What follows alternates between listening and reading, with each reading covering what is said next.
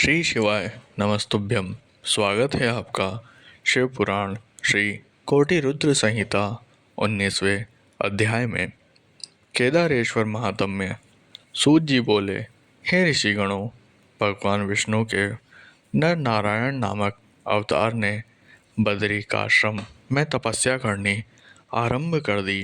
तब अपने उन दोनों श्रेष्ठ भक्तों की इच्छा पूर्ण करने हेतु भगवान शिव पार्थिव लिंग में उनके पूजन को ग्रहण करने के लिए आते थे। इस प्रकार नर नारायण को भगवान शिव का पूजन करते करते बहुत समय व्यतीत हो गया।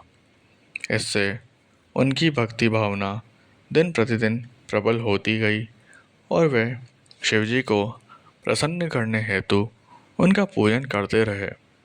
उनकी उत्तम तपस्या से प्रसन्न होकर भगवान शिव उनके समक्ष प्रकट हो गए और बोले, हे नर नारायण, मैं तुम्हारी आराधना से बहुत प्रसन्न हूँ। तुम मुझसे वर मांगो। भगवान शिव के वचन सुनकर नर नारायण बहुत प्रसन्न हुए और भक्तवत्सल कल्याणकारी शिव को प्रणाम करते हुए बोले, हे देवेश्वर, यदि आप हम पर प्रसन्न हैं तो हमारी प्रार्थना से आप साक्षात रूप में यहाँ सदा विराजमान रहें। उन दोनों के अनुरोध पर देवाधिदेव महादेव जी हिमालय के केदार नामक उस तीर्थ में ज्योतिर्लिंग रूप में स्थित हो गए और वह ज्योतिर्लिंग संसार में केदारेश्वर नाम से प्रसिद्ध हुआ। ये लिंग दुख और भय का नाश करने वाला है। इसके दर्शनों से अभिष्ट फल की प्राप्ति होती है।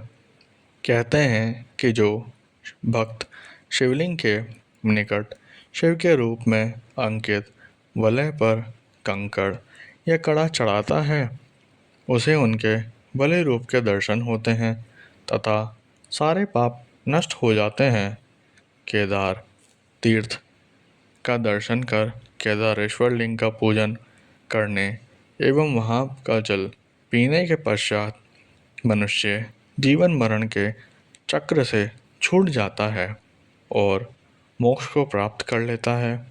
इस प्रकार मैंने आपसे केदारेश्वर ज्योतिर्लिंग महिमा का वर्णन किया।